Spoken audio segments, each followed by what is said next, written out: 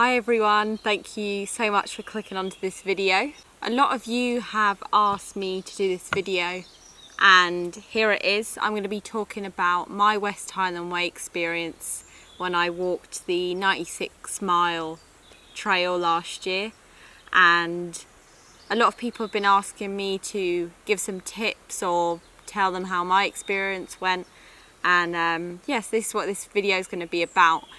I did the trail on my own last year. I took it fairly steady and I took all my gear with me, so I wild camped and took all my food with me. Obviously I stopped off along the way and yeah, I wild camped along the way, so I just wanted to talk about that and anything that I'd recommend for people who are thinking about doing it this year. So it is a perfect time to start planning and thinking about doing the trail, or even a lot of you have started the trail already. I know a few people have already done it this year. Some people tend to do it in the spring before it gets really busy in the summer. So first off, I'm going to be talking about my experience and the week that I took to walk the trail and just give it a rundown. So my first day, I travelled from Surrey, where I live, and went into London and then got another train to London, to Glasgow and then to Mulgai, and Mulgai is the official start of the trail, and there you will walk from the train station and it's a fairly short walk to the actual trailhead. You see the big West Highland Way stand and there's loads of signs and you definitely know that it is the start. Around is loads of shops and loads of places to stock up for your trip, but when I got there it was about 3 o'clock, so I didn't have much time to walk the actual trail because of getting there late, and I think back then it got dark at about 6ish, so I didn't have very long before it got dark. Right, it's got cold now, so I've put a jumper on. So I started that and I decided to stay at a campsite that night just because it was my first night of settling into Scotland and just getting used to being there, I guess. And I felt very knackered after that long train journey. You sort of feel like a zombie when you've been sitting on the train for hours on end. So I thought it was a sensible decision to not smash it out and walk loads of the trail and just stay in a nearby campsite. And after, I think it was about a 4-mile walk, it didn't take too long because the first section is fairly flat, I arrived at Arddock campsite. So it's like Arddock House. It's a really posh building and it's where John Muir used to live, or used to stay there. And yeah, there's a campsite outside and I stayed there for the night. And I was fortunate to meet a good friend, Claude, who ended up being my hiking buddy for some of the trip, and we still keep in contact now and again now, so that's really nice. So that was a lovely campsite. It was really nice. You got breakfast included, so all you can eat breakfast, and I stocked up on that and took a few bits for the road. And then there were showers, there was toilets, and then somewhere to obviously pitch your tent for the night. So it was a nice, really lovely campsite. The only thing I was a bit shocked with the price. I think it was 25 quid for one night, and that was just staying in a tent.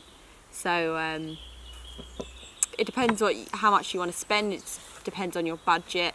And anyway, that evening me and Claude met and we had dinner together and we chatted and decided that we wanted to walk the next day together or meet along the way.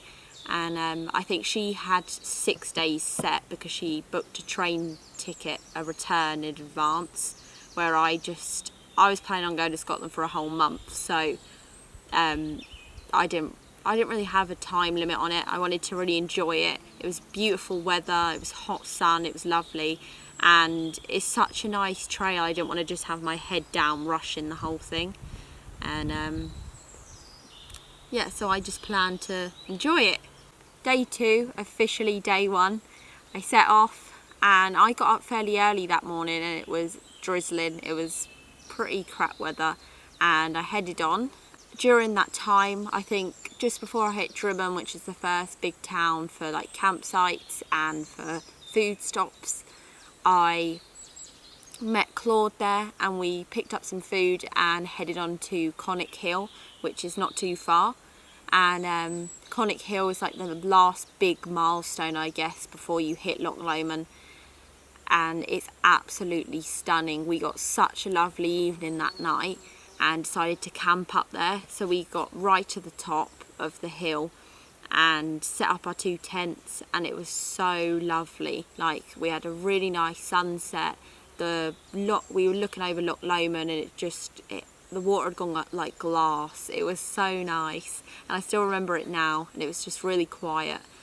However, next morning it was awful. Like, we woke up and the tents were all over the shop. It was windy, it was absolutely pouring it down, and I think Claude had got up at 3 a.m. and heard it all through the early hours of the morning. I think one of her tent poles, like, I think it either cracked or it just bent, so it just shows how bad that was. So yeah, we had some absolutely crazy weather that morning, and looking back now, it was quite funny and a good laugh, but yeah, it was pretty sketchy. We got back down and hit Belmahar.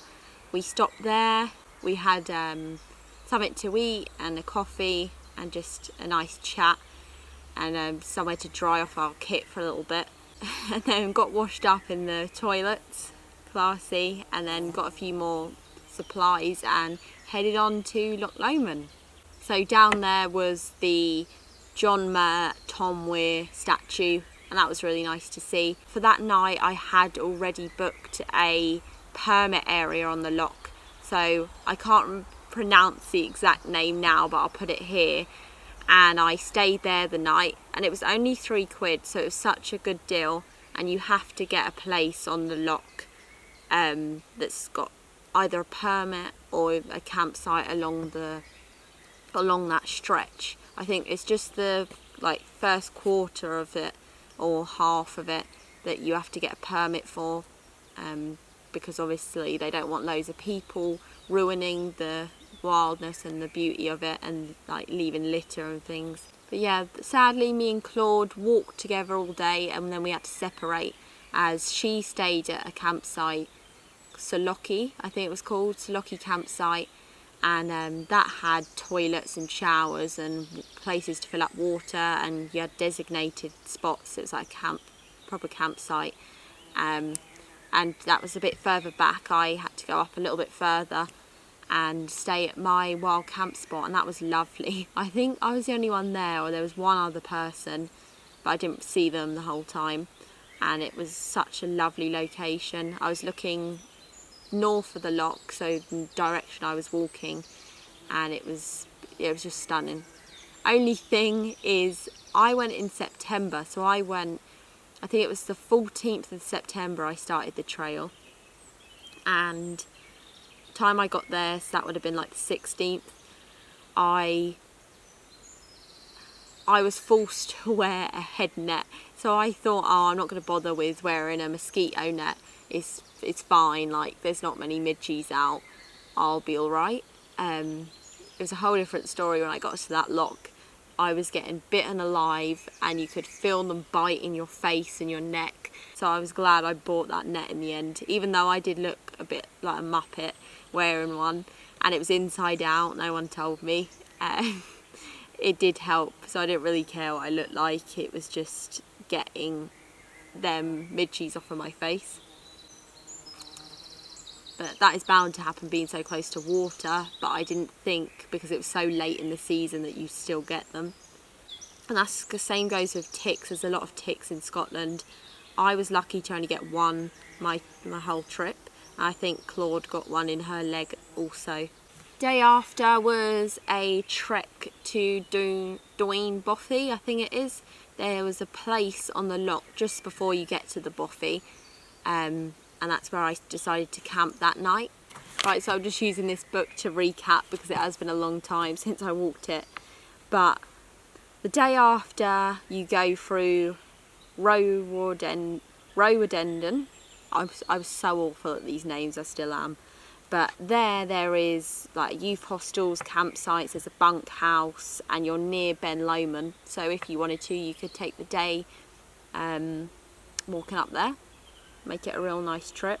And then you've got, further on, you've got this lovely bothy, and it's in the woodland, and it's on the loch as well. So it's a really lovely one.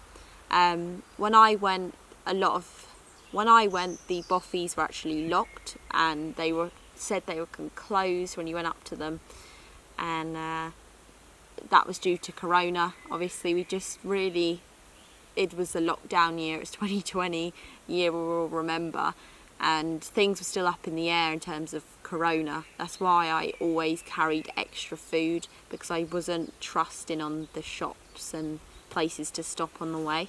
And then this was it. We got to Inverness, and I met Claude again at Inverness, and we wanted to get a coffee or just something to eat and stop there, or get a drink or something.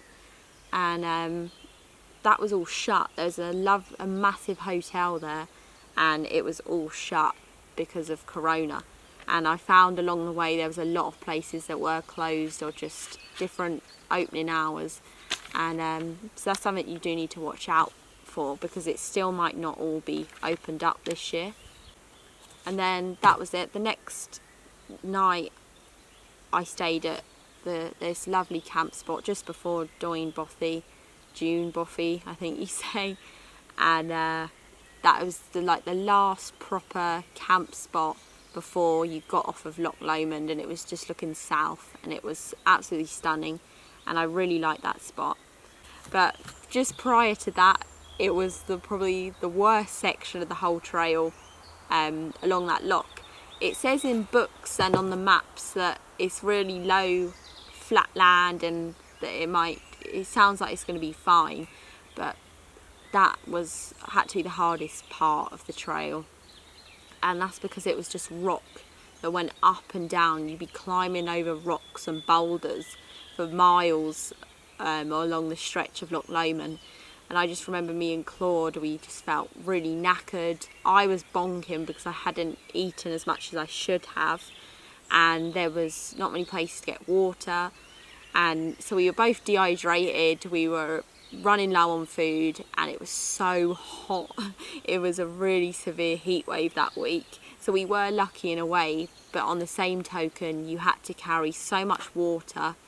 You had a higher chance of getting dehydrated, and you just felt knackered because of the heat all the time.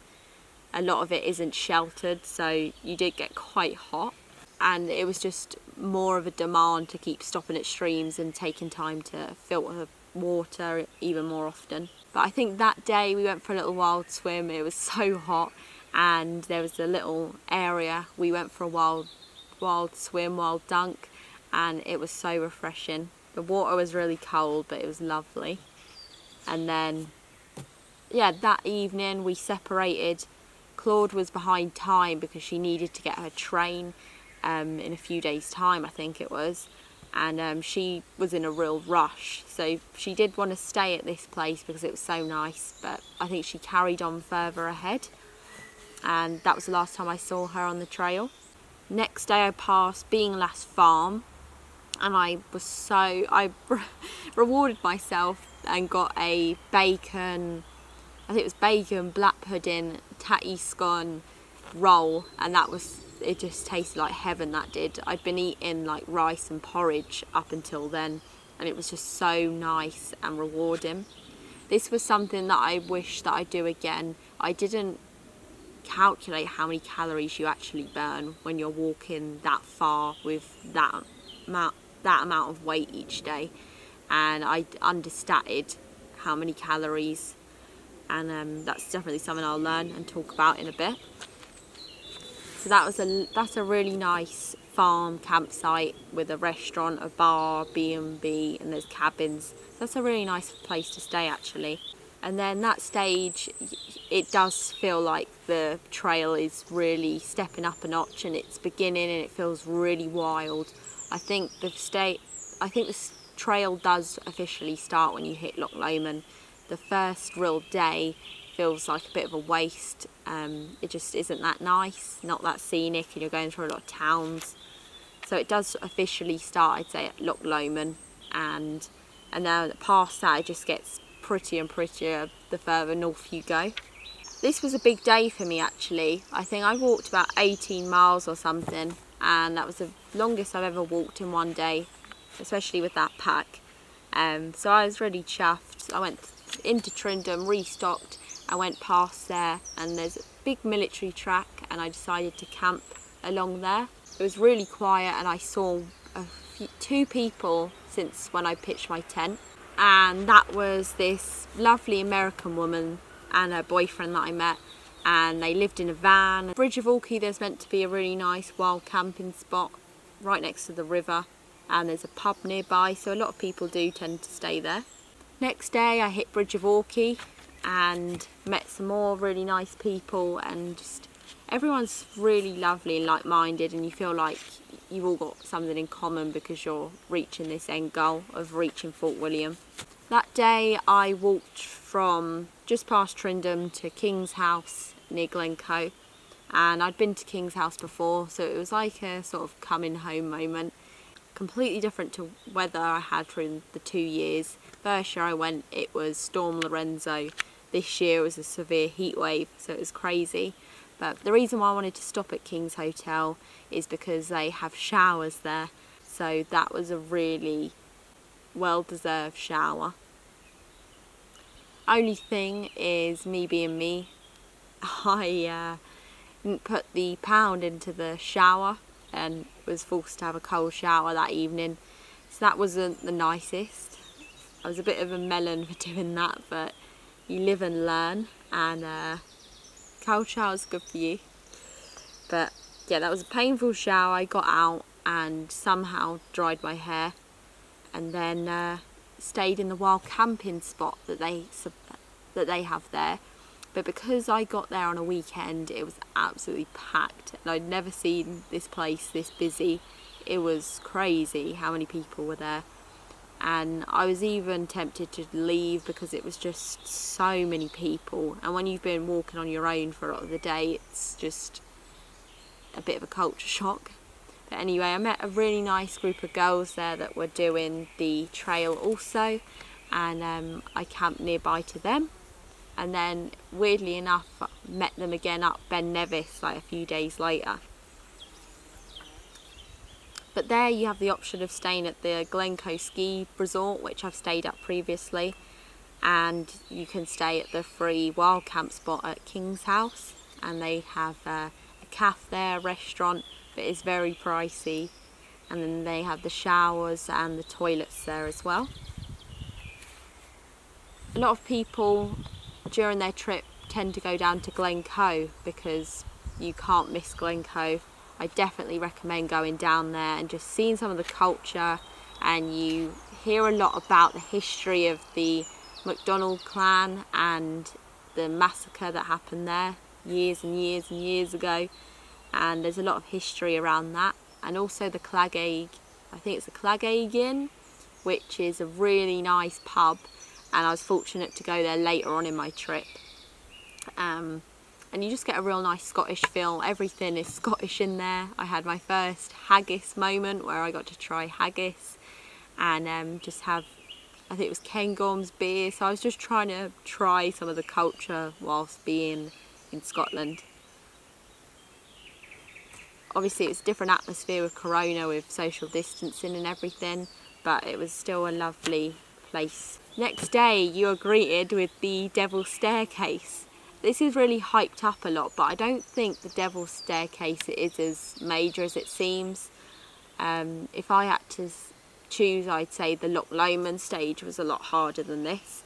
It is fairly steep, and when you've got a big rucksack on it, you do feel it, and it just keeps winding and dragging.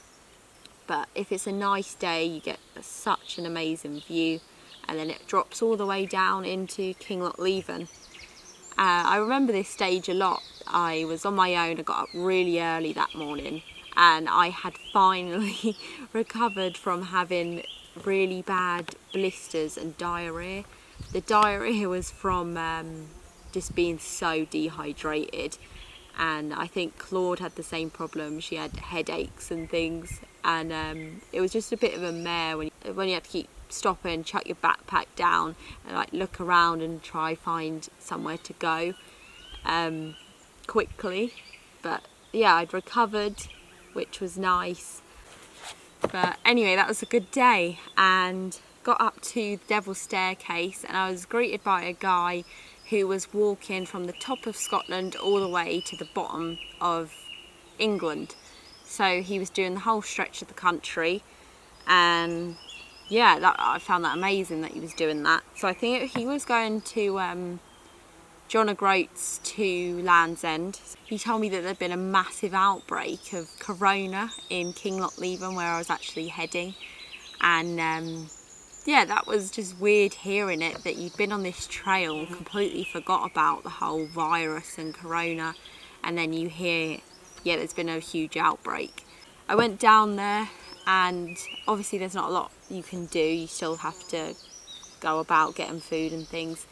And I went in the pub and got a drink and some food, and then carried on. But at Kinlochleven there's loads and loads of places to get food and things. Yeah, there's a co-op there, there's campsites, there's loads of shops, there's a pub. So a lot of people do tend to stay there. So I walked on, and someone had recommended this really lovely spot to camp, where there's these old ruins. There's run-down buildings that people used to live in along this track. And yeah, I started walking into this glen, and it was really quiet. There was no cars, there was no cables, electric cables or phone lines, and it just felt really quiet. And it was amazing. There was no phone signal. First place on the whole trail I hadn't got phone signal. And yeah, I ended up camping along there. So there was actually one person, and they had actually set up near this abandoned building. So I walked a bit further down. I set up my tent about 5, and I didn't see anyone until, yeah, I started hiking the next day. So that was really lush. Sad thing was, this was actually my last night on the trail, it felt really sad. And I knew next day that I would actually hit Fort William. So it's still quite a little bit of a walk, and you go past Ben Nevis, and you get to see Ben Nevis in the distance, and then you go through Glen Nevis, and you finally hit Fort William. And it feels crazy to be back in quite a busy area again. And you walk through the whole town centre of Fort William until you reach the man with the tired feet, the little statue on the bench, and that is officially your walk over. And you feel like, wow, where did all that walk go? It really doesn't feel like 96 miles when you get into the routine and swing of it.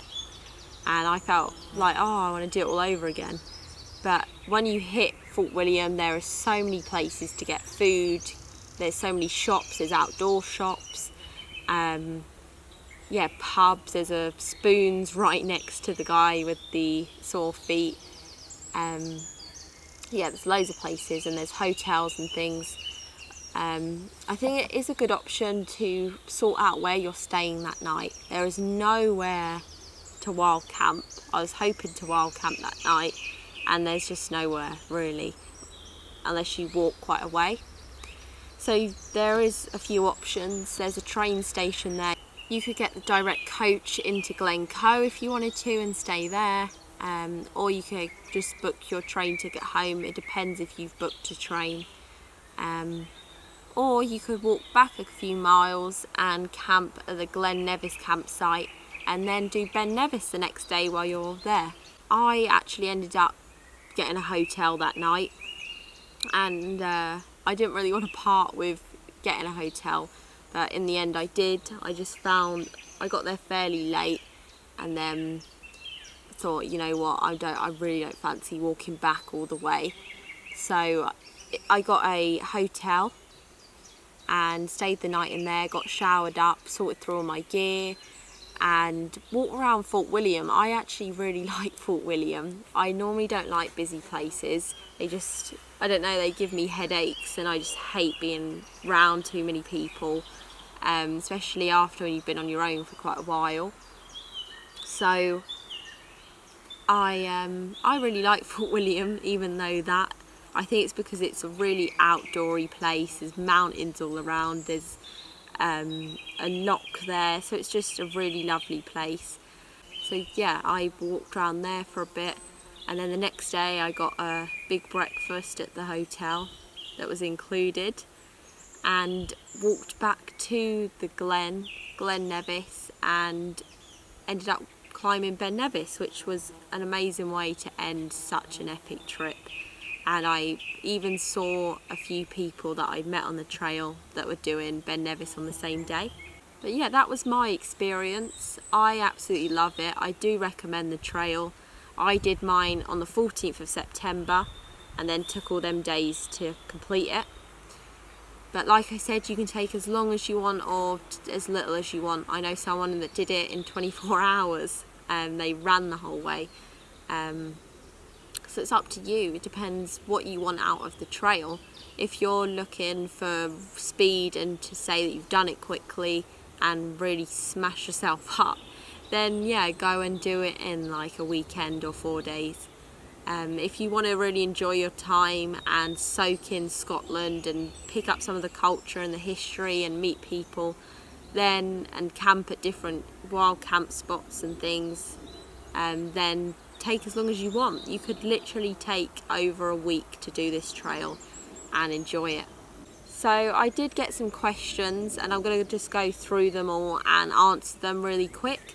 I don't want to drag this video out too long. Firstly, can I just recommend this book? This is such a good book to look back on, to plan your trip and take with you. Even though it is a bit bulky, it is something that is definitely worth the wait. It's worth all the wait. If you are pedantic about weight, then take the book and rip the pages out. It's up to you. This book is definitely worth the money.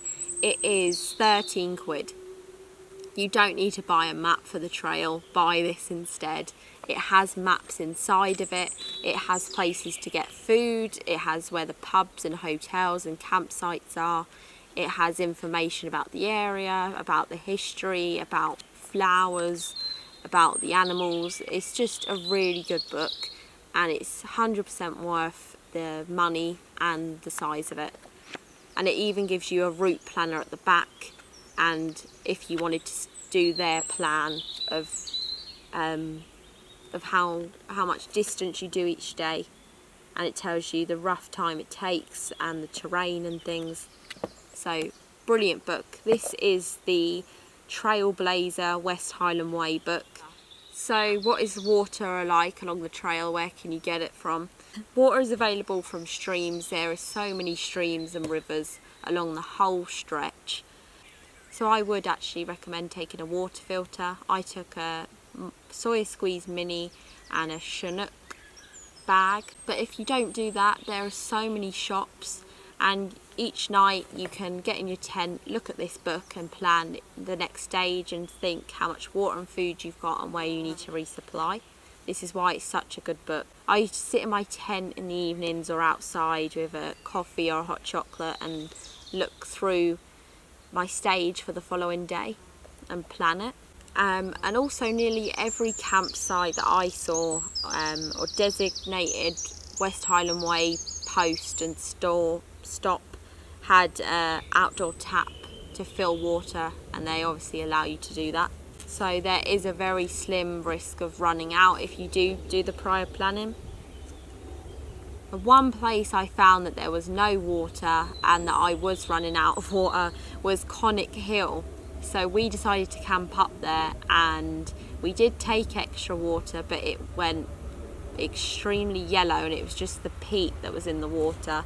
But it did have a funny taste. I drank it anyway, I needed it. If you do decide to camp up there, water is very scarce, so take extra. And that applies for last section before you hit Fort William. I found that there was not much water around there.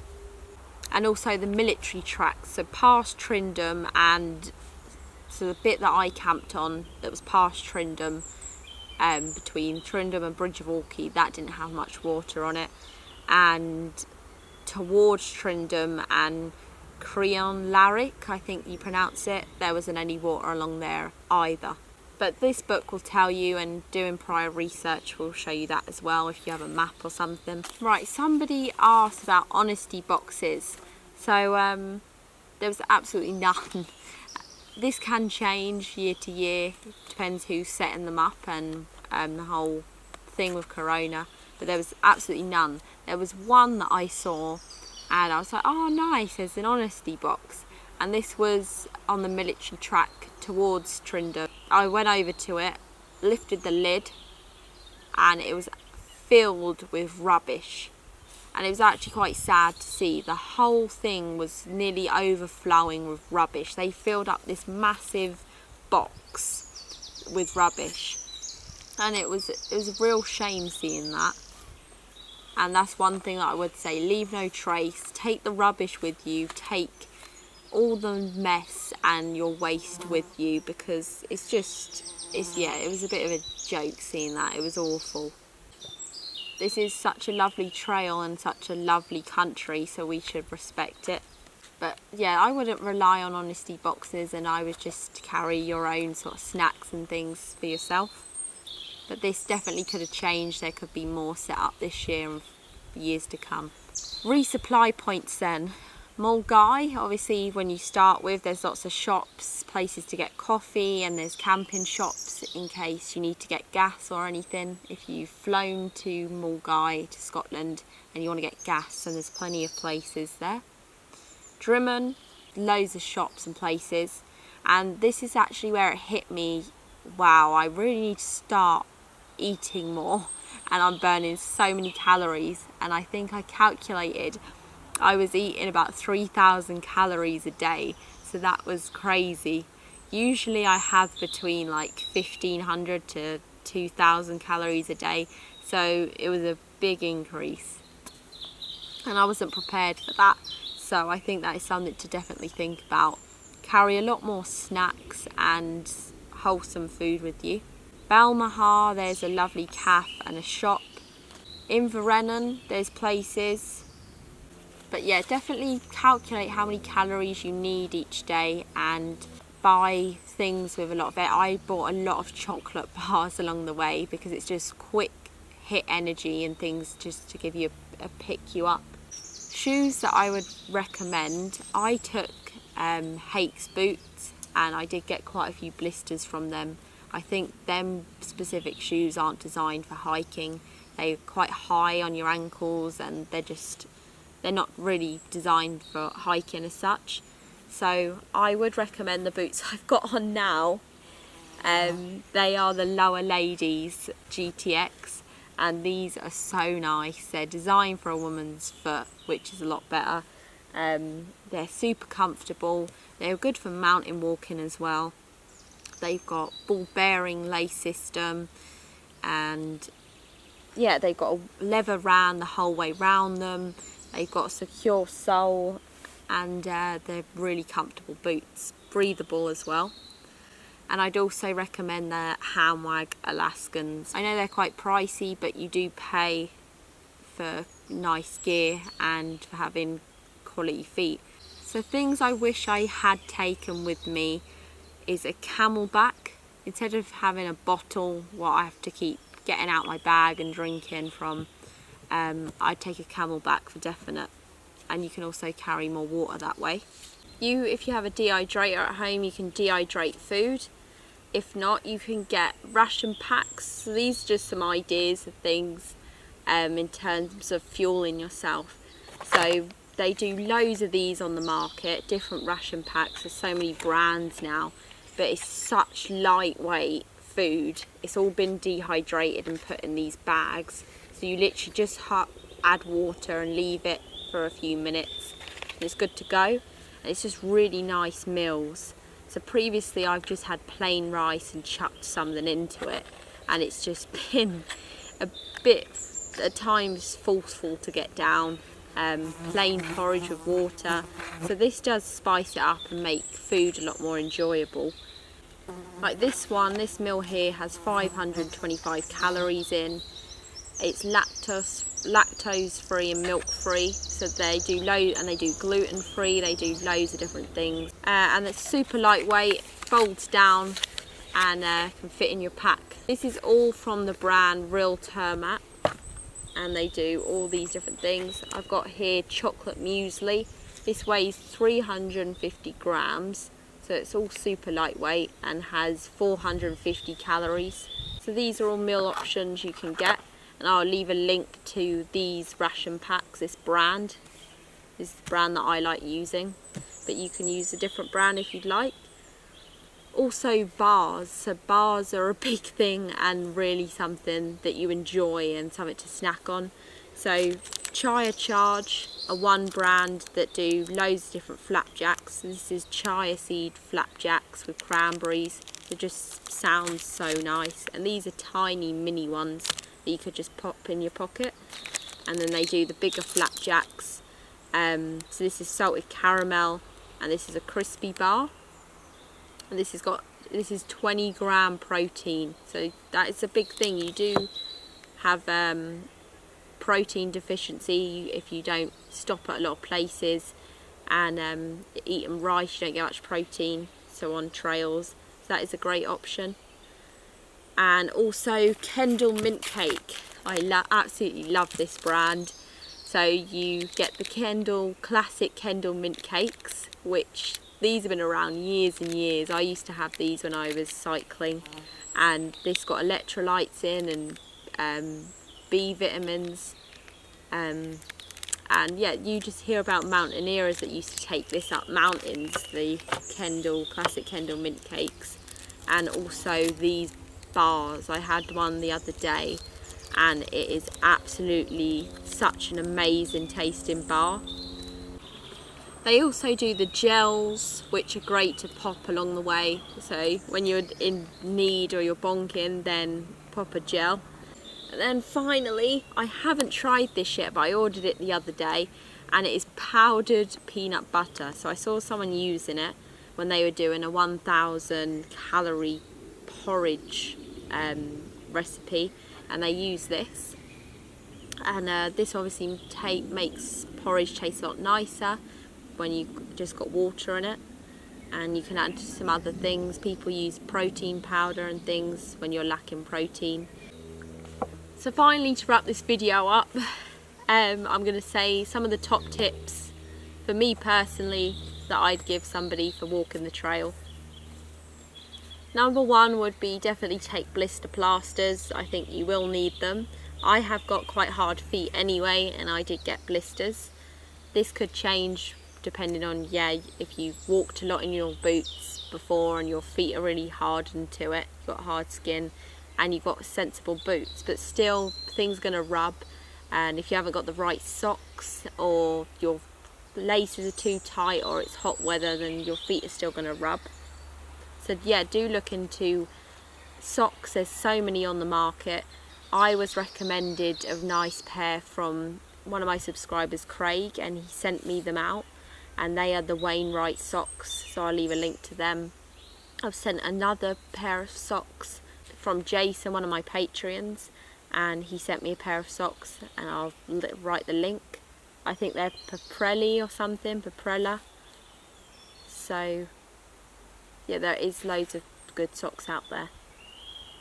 Number two, I would say don't rush if you can. If you do have job and commitments and family to get back to, then try and extend the trip as much as you can.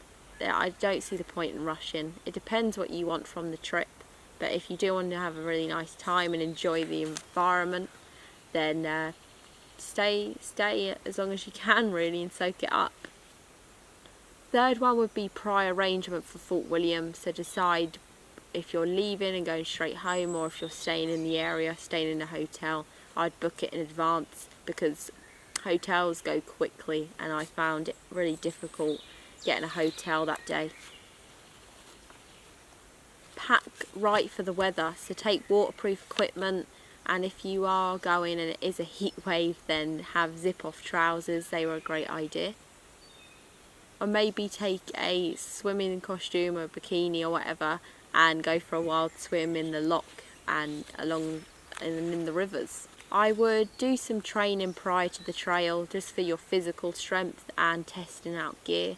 So make sure you buy all your stuff if you are thinking of camping along the way, or your boots even, and break your boots in, test out all your stuff, make sure you can set up a tent quickly and in windy and wet conditions, and make sure your gear is robust enough to last that duration in because sometimes it can be very stormy and bad weather, so make sure your waterproofs are waterproof and your boots are hard wearing and your backpack doesn't rub and it fits you nice. And I think the best thing is walk everywhere you can, so try walk to work, walk around work, walk to the shops, just walk everywhere you can up until the trail. Next tip would be take extra rations, so take one of these or two of these just as a backup, and take bars with you. Just take things. You also save money in the long run instead of eating out all the time, but that is really nice to do as well, eat out. I think it's nice to have a balance, to eat out and get beers and drinks with people, but also have your own food to take with you, especially if you have eating requirements, so if you're vegan or you're vegetarian. The next one is leave no trace. Please don't leave toilet roll, sanitary products, rubbish, old tents, old gear behind and just chuck it out. Please take it with you and carry it out. And last but not least, enjoy the trip, have fun, and I hope you have an amazing time. I hope you enjoyed this video. I know I did chat a lot and I've tried to cover as much as I can. So thanks again for watching. Thank you so much to my Patreons for making that West Highland Way trail possible, and I will list you all at the end. Thanks so much for watching and take care.